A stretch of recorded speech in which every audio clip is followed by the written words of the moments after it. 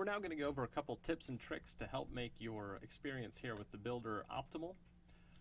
What you'll notice here is we've logged in to our standard builder, and in step 1 we have all of the different text elements listed for an ad. When we click on any element, what it's going to show us is the current character count as well as the recommended maximum character count.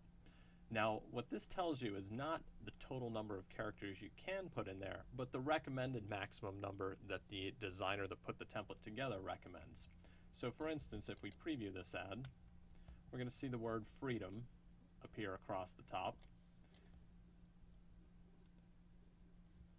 And then the next one, tranquility. If we actually run over the character count,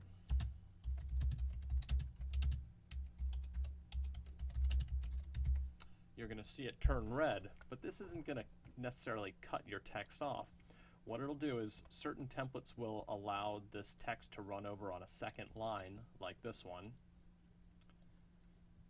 Others will actually shrink the font the font point down from say 12 to 10 to 8 as you continue to increase the character count to keep the actual text in the same area without running off the edge of the template. So again, to review here, you have a maximum of characters that are recommended. You can, in most instances, go over it. Just always click the preview button to see exactly how it looks.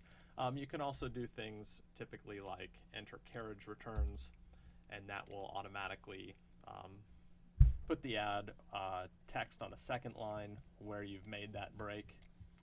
For instance, the first one, the second one, and etc. But you can play around to get it just right.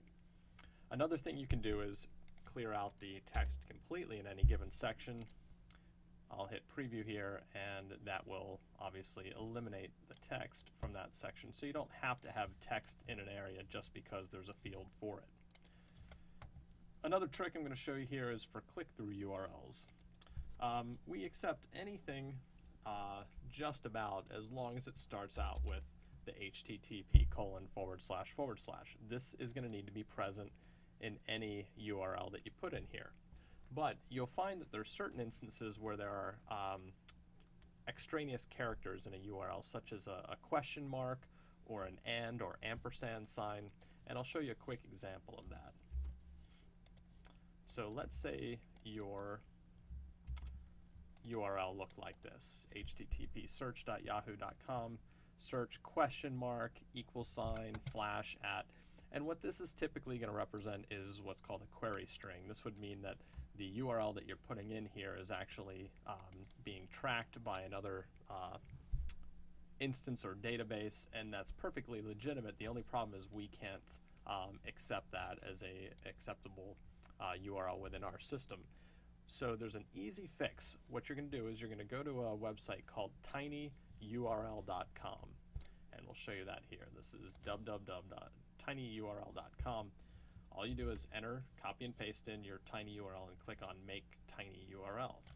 What this did was take this first thing that I copied and pasted in and turned it into a nice simple URL here. So in this instance, I copy, come back to my URL description, paste in, hit save, and that's it. So those are the tips and tricks for today.